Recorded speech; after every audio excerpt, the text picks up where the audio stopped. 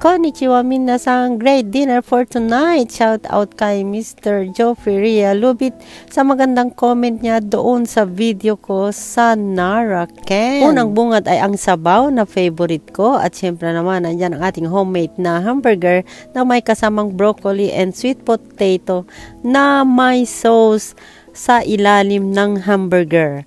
So, ito po, yung cheese nakikita ninyo. Cheese na may topping sa taas ng hamburger. O, di ba ang sarap-sarap? Homemade na homemade yan.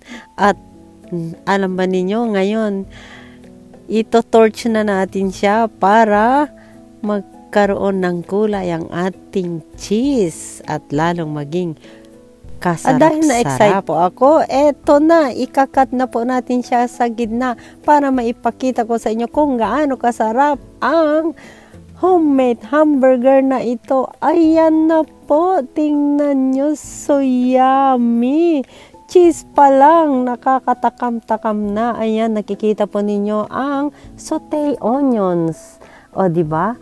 Mainit-init pa. Pwede na po yan iulam. Ganyan lang ba kakainin nyo? O lagyan ninyo ng rice or bread. Siyempre, nanyan ang broccoli na napaka-masustansya sa katawan. Kailangan natin yan. Maraming benefits. Ikat mo pa ulit, Heart Atilano, at ipakita mo kung gaano kayami ang homemade burger na ito.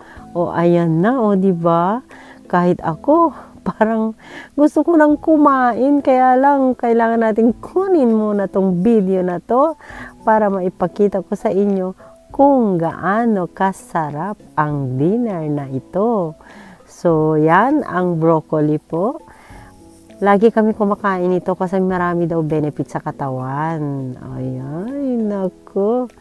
So, sana magustuhan ninyo ang homemade na burger na to. Yan ang sweet potato. Nilagyan sa side para magkaroon ng mas kaaya-aya or mas masarap ang ating homemade na burger. Tingnan ninyo. Ayan, naku, pinapakita talaga, o diba? Para at least naman magugustuhan ninyo. At kung gusto ninyo ng recipe ninyo, you can message me down or comment at isasend ko po sa inyo ang recipe na to. At hindi mawawala ang salad. O, yan po ang mozzarella salad na meron din Parmesan cheese. O, may lettuce yan. At ayan, ang ginamit nating dressing ay ang Caesar dressing. Ayan na, tingnan ninyo.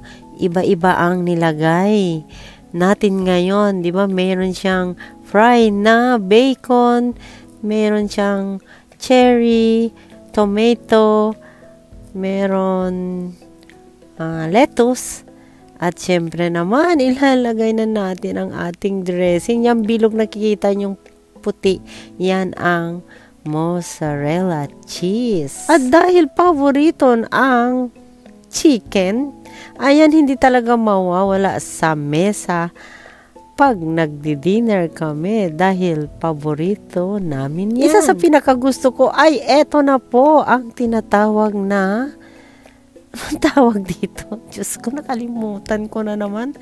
I'm blackout. Ano ba yan? Ito yung tawag na doria in Japan. Ayan, tinotorch na po para maging kaaya-aya or masarap na masarap ang ating doria. O yan, cheese po sa taas yan, sa baba is rice na may kasamang shrimp, chicken, at heavy cream. Kung makikita nyo, gawa rin lang po ang cream na yan. At eto na, i-slice na po natin para makikita ninyo kung gaano kasarap. Kaya sinabi ko, great dinner talaga to dahil to the max ang calories nito. Kaya lang, hindi man ako makakain ng marami. Ayan, tingnan nyo, oh, ipapakita ko sa inyo, di ba? Yan, so creamy. O, tingnan ninyo, so creamy. O, di ba? Sino kaya makaka-diet pag ganito lagi ang pagkain mo? Every Tuesday lang po kami nagluluto ng ganitong kasarap. Alam niyo, Pero ang sarap-sarap nito. Ang dami kong nakain. Half ata nito. O, diba? Diba wala na naman akong diet dahil na naman dito sa masarap na pagkain. At sana nagustuhan ninyo ang dinner na to at ang video na to. Kung nagustuhan ninyo, please like, share, comment, and follow. Thank you for watching.